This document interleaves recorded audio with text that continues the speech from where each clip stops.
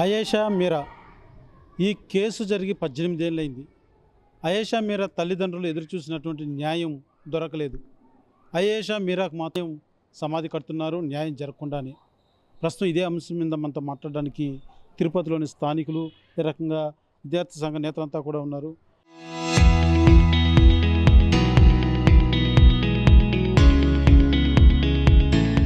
చెప్పండి మేడం, ఏదైతే ప్రధానంగా అయేషా మీరా కేసు దాదాపు 18 ఏళ్ళకి సాగింది, కానీ న్యాయం మాత్రం దొరకలేదు. తల్లిదండ్రులకు ఇప్పటికీ ఆవేదన చెందుతున్నారు.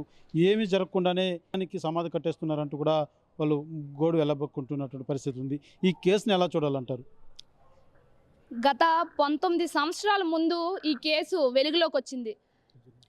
ఏదైతే ఆయేషా కేసు ఉందో డిసెంబర్ 27వ తేదీన 2007లో ఇబ్రహీం పట్నంలో దుర్గా హాస్టల్లో 4th ఇయర్ చదువుతున్నటువంటి ఆయేషా మీరా మీద అతి దారుణంగా కిరాతకంగా కొట్టి, రోకల బండితో తల మీద కొట్టి, వాష్రూమ్కి ఈడ్చుకుంటూ వెళ్ళి అక్కడ ఉన్నటువంటి ట్యాప్తో చున్నీతో కట్టి, దాని మీద అక్కడ తల్లిదండ్రులు హైకోర్టులో కేసు వేస్తే, ఇప్పటి వరకు ఏదైతే 2007లో కేసు వేస్తే 2019 వరకు ఎటువంటి ఇది కూడా లేదు, దాని పురోగతి అనేది లేదు. ఏదైతే సత్యం బాబు అనే వ్యక్తిని అసలు అతను కనీసం ఏం తెలియనటువంటి ముద్దాయి, అటువంటి వాడిని ఆయన మీద 9 సంవత్సరాలు జైలు శిక్ష వేశారు. ఇది చాలా అన్యాయం. అంటే ఒక విద్యార్థి, సామాన్య ప్రజలు సమాజంలో కనీసం న్యాయం జరగనటువంటి దాన్ని ఏమంటారు పరిస్థితులు ఏర్పడుతున్నాయి.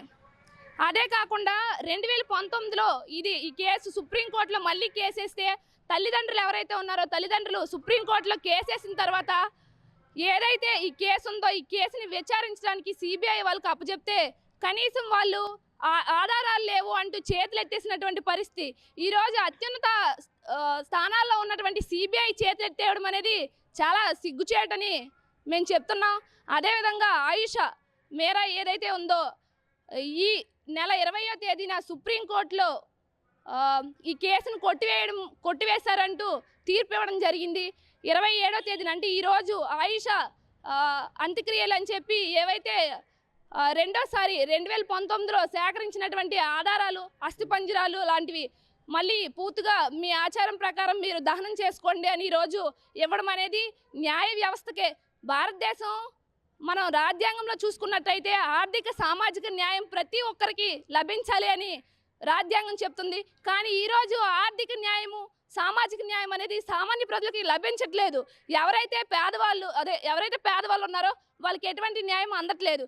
ఎవరైతే ధనికులు, రాజకీయ నాయకులు ఉన్నారో ఈ చట్టాలు ఉన్న వాళ్ళకి చుట్టాలుగా మారాయి, ఉన్న వాళ్ళకి నేస్తాలుగా మారాయి ఈ న్యాయాలు అనేవి. ఇది చాలా దుర్మార్గం.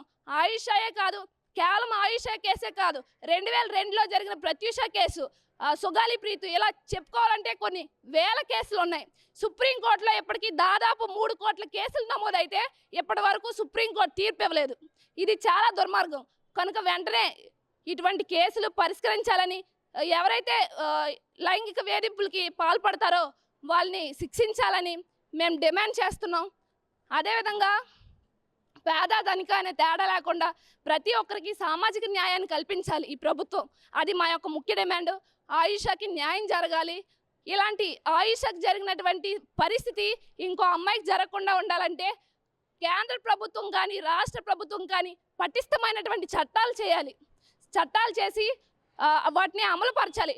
ఈరోజు దిశ, అభయ లాంటి ఎన్నో చట్టాలు చేశారు, కానీ వాటిని అమలుపరచడంలో ఈ ప్రభుత్వం నిర్వీర్యమైంది.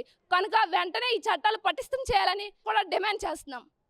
మీరు చెప్పిన ప్రధానంగా ఏదైతే 18 ఏళ్ల పాటు సాగినటువంటి కేసు ఎటువంటి ఆధారాలు లేదనో, లేకపోతే ఇలాగ చెప్పి ఈరోజు పూర్తిగా కూడా న్యాయం జరగకుండానే అంత్యక్రియలు నిర్వహించేటువంటి పరిస్థితి ఏర్పడింది. ఆ తల్లిదండ్రులు ఇప్పుడు కూడా మొరపెట్టుకుంటున్నారు, మేము న్యాయం కోసం ఇంకా పోరాడతాము అనేసని కూడా వాళ్ళు వెళ్ళబొక్కుంటున్నారు. అంటే ఇలాంటి పరిస్థితుల్లో ఇంకా రాబోయే రోజుల్లో, లేకపోతే నేటి తరంలో ఇప్పటికే మనం చూస్తున్న క్రైమ్ రేటు ఏ స్థాయిలో జరుగుతున్నటువంటి పరిస్థితులు, ఆడబిడ్డ మానభంగం కావచ్చు, ఇలాంటివన్నీ కూడా అంటే ఈ కేసు ప్రభావం ఏ మేరకు చూపేటువంటి పరిస్థితులు ఉండబోతుంది? దేశంలో ఈరోజు దేశవ్యాప్తంగా భారతీయులందరికీ పరువు పోయిన విధంగా ఉంది. ఎందుకంటే ఒక ఆడబిడ్డ మీద అత్యాచారం జరిగితే దాన్ని 18 ఏళ్ళైనా కనిపెట్టలేని ఈ సిబిఐ కానీ సిఐడి కానీ ఇంట్లో కూర్చోవాల్సిందిగా మేము కోరుతా ఉన్నాం. అదేవిధంగా ఈ సిబిఐ సిఈడి మీరు కేవలం ప్రతిపక్ష పార్టీల మీద దాడులు చేయడానికి పనికొస్తారా? సామాన్యుల మీద అత్యాచారాలు మర్డర్లు జరుగుతుంటే మీరు వాటిని ఆ కేసుల్ని బయటకు తీసుకురావాలని మేము అడుగుతా ఉన్నాం. అదేవిధంగా ఆయేషా మీర్ అనే ఆమె 2007లో అది సంచలనం సృష్టించిన కేసు. అది ఉమ్మడి ఆంధ్రప్రదేశ్లో అప్పుడున్న సీఎం గారు దాన్ని తొందరగా సిఐడి వాళ్ళకి ఇచ్చారు. అయితే ఎప్పటి నుంచి ఇప్పటికి 4 ప్రభుత్వాలు మారాయి కానీ ఆ కేసు మీద ఎటువంటి పురోగతి లేదు. సో ఇటువంటి సిబిఐ దేశ అత్యున్నత ఎంక్వైరీ సంస్థ సిబిఐ చేతులు ఎత్తేయడం వల్ల మిగతా ఆడబిడ్డలకి దేశంలో ఉన్న వాళ్ళకి ఏ విధంగా రక్షణ ఉంటుందని మేము అడుగుతా ఉన్నాం. అదేవిధంగా ఆ తల్లిదండ్రులు ఇప్పుడు కూడా చెప్తున్నారు, మేము ఎప్పటికైనా పోరాడుతుంటాం, మా ప్రాణంతో ఉన్నంత వరకు పోరాడుతూనే ఉంటాం. మా ఆయేషా మీర్ ఎవరు హత్య చేశారో తెలిసినంత వరకు మేము కూడా విద్యార్థి సంఘాలుగా ఆ యొక్క తల్లిదండ్రులకు మద్దతు ఇస్తాం. మేము కూడా తీవ్ర ఆందోళనలకి పిలుపునిస్తామని హెచ్చరిక జారీ చేస్తున్నాం. అదేవిధంగా దేశంలో ఇప్పుడు చూసుకుంటే ప్రతి 16 నిమిషాలకు ఒక రేప్ కేసు నమోదవుతుంది. ప్రభుత్వాలు ఏం చేస్తున్నాయి? ఎడ్యుకేషన్ని మార్చాలి, ఎడ్యుకేషన్ సిస్టమ్ నుంచి ఈ యొక్క అవేర్నెస్ కార్యక్రమాలు చేపట్టాలి. కానీ అవన్నీ పట్టించుకోకుండా ఈ ఏర్పడిన ప్రభుత్వాలని ఎంతసేపు ప్రతిపక్ష పార్టీల మీద వాళ్ళు దాడులు చేసుకోవడం సరిపోతుంది. కానీ ఇక్కడున్న విద్యార్థులు కానీ యువతను కానీ అవేర్నెస్ కార్యక్రమాలు మంచి కార్యక్రమాల వైపు తీసుకునే విధంగా కృషి చేయడం లేదు. ఈ దేశంలో ఉన్న ఆడబిడ్డలకి ఈ యొక్క చట్ట వ్యవస్థలు రక్షణ కల్పించలేకపోతున్నాయి. ఆడబిడ్డలు కనాలంటేనే చాలా భయపడతా ఉన్నారు, వాళ్ళు చదివించాలంటే చాలా భయపడుతూ ఉన్నారు. ఈరోజు అక్షరాస్యత శాతం కూడా మంది దాదాపు 72-73% ఉంది. ఇది ప్రపంచ దేశాలతో పోతే చాలా తక్కువ. మేము భారతీయులుగా పుట్టినందుకు చాలా సిగ్గుపడే స్థితి వచ్చిందని మేము తెలియజేస్తా ఉన్నాం. చూస్తున్న ప్రధానంగా ఏదైతే ఆయేషా మీర్ మీద జరిగినటువంటి హత్య కావచ్చు, హత్య యత్నం కావచ్చు, ఆ రెండు కూడా మనం ఒకసారి పరిశీలించినట్టయితే అతి దారుణమైనటువంటి ఆ యొక్క పరిస్థితిలో ఆ యొక్క విద్యార్థిని మనం చూసినటువంటి పరిస్థితి ఉంది. కనీసం కన్నా తల్లిదండ్రులు కూడా గుర్తుపట్టలేనంత దారుణానికి ఒడిగట్టాడు. అయితే ఆ యొక్క కేసు సంబంధించి ఎటువంటి ఆధారాలు లేదు అని చెప్పేసి ఇవాళ కేసును క్లోజ్ చేయడం, ఇది ఎలాంటి ప్రభావం చూపించేటువంటి పరిస్థితులు ఉండబోతున్నాయి? దుర్మార్గం అంటే చూసాం ఈరోజు ఎన్సీఆర్టీ పుస్తకాల్లో సుప్రీంకోర్టు పైన ఇది న్యాయ వ్యవస్థ పైన దాడి జరిగితే ఎంత వేగంగా సుప్రీం జస్టిస్ అయినటువంటి చీఫ్ జస్టిస్ గారు ఎంత వేగంగా స్పందించి ఇది చాలా దారుణం అని చెప్పేసి ఈరోజు చెప్పారు. అంటే ఒక న్యాయ వ్యవస్థ పైన వాస్తవంగా భారతదేశంలో ఒక గొప్ప దైవంలాగా భావిస్తారు. ఆ దైవంలాగా భావించేటువంటి న్యాయ వ్యవస్థలో ఈరోజు అత్యంత వేగంగా ఏ కేసులు విచారించాలి, ఏ న్యాయం చేయాలన్నటువంటి సందిగ్ధత మన భారతదేశ న్యాయ వ్యవస్థలో నెలకొంది. ప్రధానంగా ఈరోజు ఆయేషా కేసు సంబంధించి ఈ తీర్పు రావడం అనేది చాలా దారుణమైన విషయము. ఎందుకంటే ఈరోజు రాజకీయ కక్ష సాధింపుల విషయాల్లో అయితే ఉంది, లేకపోతే ఒక రాజకీయ నాయకుని ఏ విధంగా అరెస్ట్ చేసి జైలు పంపించాలనేటువంటి మేఘాల మీద ఈరోజు విచారణ చేసి పోలీసు వారు పదే నిద్ర లేకుండా విచారణ చేసి ఎవరైతే నేరస్తులు ఉన్నారో పట్టుకునే చర్యలు చేస్తారు. మరి ఈరోజు ఒక ఆడబిడ్డ ఈరోజు ఆయేషా 2007 కోసి ఈరోజు 2026 అంటే దాదాపుగా 18 సంవత్సరాల పాటు ఇంత వేగంగా అంత టెక్నాలజీ పెరుగుతున్నప్పుడు కూడా ఎప్పుడో పురాతన కాలంలో కూడా ఈరోజు వెలికి తీసి ఈరోజు అన్ని రకాలుగా ఈరోజు కనిపెడుతున్న పరిస్థితుల్లో మళ్ళీ ఆయేషాని ఎవరు చంపారు, ఎవరు అత్యాచారం చేశారు, ఆ అమ్మాయి ఏ విధంగా చనిపోయింది అనేటువంటి విచారణ చేయడంలో కానీ నిందితులను పట్టుకోవడంలోనే పూర్తిగా పోలీస్ వ్యవస్థ కానీ పూర్తిగా ఫెయిల్ అయింది. దీనికి ప్రభుత్వాలు బాధ్యత వహించాలి. ప్రధానంగా కనీసం చివరి అవకాశము ఒక దైవంతో చూసేటువంటి న్యాయ వ్యవస్థ కూడా న్యాయం చేయకపోతే ఈరోజు ఇటువంటి ఆడబిడ్డల పరిస్థితి ఏందనేది మేము క్వశ్చన్ చేస్తున్నాము.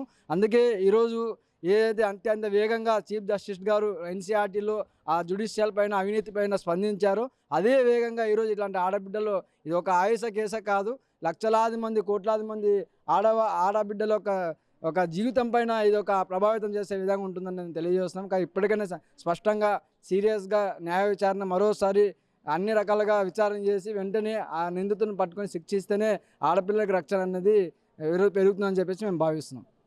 మీరు చెప్పండి, మా ప్రధానంగా ఆయేషా మీర్ ఆ హత్యకు గురైనటువంటి ఆ పరిస్థితులు ఒకసారి గమనిస్తే అతి భయం వేస్తుంది ప్రతి తల్లిదండ్రులకు కావచ్చు. ఎందుకంటే స్కూలు పంపించేటువంటి వాళ్ళు కానీ కాలేజీకి పంపించేటువంటి ఆడబిడ్డల్ని ఎలా తిరిగి వస్తారా అన్నటువంటి పరిస్థితులు కూడా భయం కూడా నెలకొనేటువంటి పరిస్థితులు ఉంటుంది. ఈ యొక్క కేసు సంబంధించి ఎటువంటి న్యాయం జరగకుండానే ఇవాళ ఈ జరుగుతున్నటువంటి కార్యక్రమాన్ని ఎలా ప్రభావం చూపబోతుంది అంటే ఒక ఆడబిడ్డగా మీరేం చెప్పదలుచుకున్నారు?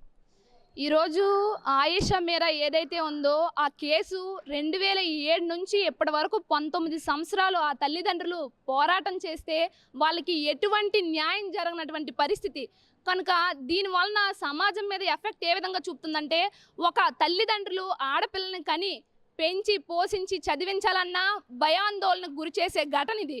ఈరోజు చాలామంది తల్లిదండ్రులు స్కూళ్ళల్లో విద్యాశాలల్లో కళాశాలల్లో ఎంతో మంది అమ్మాయిలు రేపులకు గురవుతున్నారు, అత్యాచారాలకు పాల్పడుతున్నారు. దీనివలన చాలామంది విద్యార్థులకి అమ్మాయిలకి ఇప్పటి వరకు చదువు అందించినటువంటి పరిస్థితి తల్లిదండ్రులు. ఎందుకంటే మా పిల్లలు ఎక్కడ కాలేజ్కి వెళ్తే లేకపోతే కళాశాలకో లేకపోతే యూనివర్సిటీలో చదివితే మా పిల్లల మీద అత్యాచారాలు జరుగుతాయనే భయంతో ఇంట్లో కూర్చోబెట్టి అప్పుడు ఏ రోజుల్లో ఆధునిక కాలంలో సనాతన ధర్మం మనం చెప్పుకుంటాం ఆ కాలంలోకి తీసుకెళ్లేటటువంటి పరిస్థితి ఇప్పుడు ఏర్పడుతుంది. దీన్ని ఖచ్చితంగా ప్రభుత్వం ఈ ఘటనలను చూసి సిగ్గుపడాల్సినటువంటి విషయం. ఎందుకంటే మనం రీసెంట్గా చూసుకున్నట్టయితే పవన్ కళ్యాణ్ గారు అధికారంలోకి రాకముందు నేను వచ్చిన వెంటనే నేను మొదటి సంతకం సుగాలి ప్రీతి కేసు మీద చేస్తాను అని చెప్పారు. కానీ ఇప్పటి వరకు అధికారంలోకి వచ్చి 2 సంవత్సరాలు అవుతున్నా ఆ కేసు గురించి ఏమాత్రం పట్టించుకోలేదు కదా, మాటలైనా ఆడలేదు. ఇలా ఒక కేసు 2 కేసులు కాదు చాలా కేసులు ఇలా చేస్తున్నారు. కనుక తల్లిదండ్రులు ఇటువంటి ఘటనలను చూసి మా పిల్లలకి ఏదైనా అవుతుందేమో అనే భయంతో అసలు స్కూల్స్ కాదు కదా చిన్నప్పటి నుంచే వాళ్ళని ఇంట్లో కూర్చోబెట్టి సనాతన ధర్మం వైపు అడుగులేస్తున్నటువంటి పరిస్థితి. కనుక దీన్ని విస్మరించాలి అంటే ప్రభుత్వం తన చట్టాలని పటిష్టం చేయాలి. చట్టాలు పటిష్టం చేయడమే కాకుండా ప్రభుత్వం తను వ్యవహరించాల్సినటువంటి విధి విధానాలు వ్యవహరిస్తే ఖచ్చితంగా ఎటువంటి ఘటనలు ఎప్పుడూ జరగకుండా సమాజంలో ప్రతి ఆడపిల్ల చదువుకోగలుగుతుంది. భారతదేశంలో అక్షరాస్యత చాలా అట్టడుగులో ఉంది. మిగతా రాష్ట్రాలతో కానీ కేరళ చూసుకుంటే అక్కడ ఉన్నటువంటి విద్యార్థులకి మగవాళ్ళతో సమానంగా స్త్రీలకు కూడా రక్షణ కల్పిస్తుంది, అన్ని అవకాశాలు కనిపిస్తుంది. కానీ ఈ ఆంధ్రప్రదేశ్లో ఎటువంటి రక్షణ లేదు ఆడపిల్లలకి. గాంధీజీ చెప్పారు రాత్రి 12 అయినప్పుడు ఏదైతే ఆడపిల్ల బయటకు వెళ్ళి ఎప్పుడైతే స్వేచ్ఛగా తిరిగి వస్తుందో అప్పుడే మనకు స్వాతంత్రం వచ్చినట్టు. ఇప్పుడు స్వాతంత్రం వచ్చి 77 సంవత్సరాలు గడుస్తుంది. పట్టపగల ఒక అమ్మాయి నడుచుకుంటూ వెళ్ళాలంటే భయపడినటువంటి పరిస్థితి ఏర్పడింది దేశానికి. ఇది చాలా సిగ్గుచేటు. నేను ప్రధానమంత్రి గారికైనా లేదా ఈ రాష్ట్రంలో ఉన్నటువంటి ఏదైతే ముఖ్యమంత్రి గారికైనా డిప్యూటీ సీఎంకైనా చెప్పేది ఒకటే, మీరు రాష్ట్రం గురించి మాట్లాడడం కాదు, రాష్ట్రాన్ని ఎప్పుడో 47 అభివృద్ధి చేస్తామని చెప్పడం కాదు. ప్రస్తుతం ఆడపిల్లల మీద చాలా అన్యాయాలు జరుగుతున్నాయి కనుక దాని మీద మీరు ఎఫెక్ట్స్ పెట్టండి, ఇంకొక న్యూస్ ఇలా రాకుండా చేయండి అని విన్నవించుకుంటున్నాం. చూస్తున్న ప్రధానంగా తిరుపతిలో ఎవరిని పలకరించినా కూడా ఆయేషా మీరా కేసు సంబంధించి మాత్రం కూడా ప్రతి ఒక్కరూ ఆవేదన వ్యక్తం చేస్తున్నటువంటి పరిస్థితి ఉంది. ఎందుకంటే ఇలాంటి కేసు దాదాపు 18 సంవత్సరాలుగా సాగి ఎటువంటి ఆధారాలు లేవనో ఎటువంటి ఎవిడెన్స్ లేదనేసి కేసు క్లోజ్ చేయడం, ఆ తల్లిదండ్రులు ఇప్పటికి కూడా జీర్ణించుకోలేనటువంటి పరిస్థితి. 18 ఏళ్ళ నిరీక్షణకు కూడా న్యాయం జరగలేదు, ఒక ఆడబిడ్డకు న్యాయం జరగలేదు. రాబో రోజుల్లో ఆడబిడ్డల్ని తల్లిదండ్రులు ఎలా స్కూల్లో చదివించుకోవాలన్నా లేకపోతే బయట తిప్పాలన్నా కూడా భయపడేటువంటి పరిస్థితులు ఉంటుంది. అలాంటి పరిస్థితుల నుంచి కూడా ఒక ధైర్యాన్ని భరోసాన్ని ప్రజలకు కల్పించాలంటే చట్టాలు ప్రభుత్వాలు చాలా చిత్తశుద్ధితో పనిచేయాలి. ఇలాంటి ఎవరైతే ఆయేషా మీరా లాంటి వారికి కేసుకి న్యాయం జరిగినప్పుడే మిగిలిన ప్రజలకు కూడా ఒక భరోసా, ఒక నమ్మకం వ్యవస్థల మీద కావచ్చు లేకపోతే ప్రభుత్వాల మీద కూడా ఒక నమ్మకం ఏర్పడేటువంటి పరిస్థితి ఉందంటూ కూడా తిరుపతిలో అయితే విద్యార్థి సంఘ నేతలు కావచ్చు, ప్రజాప్రతినిధులు కావచ్చు, అనేక మంది కూడా ఆవేదన వ్యక్తం చేస్తున్నటువంటి పరిస్థితి. కెమెరా పర్సన్ కోటితో Suresh, RTV, Tirupati. Local to global news at your finger tips. మీ చేతిలో ఒక ఆయుధం. Download Raw TV app. Media legend Ravi Prakash is back.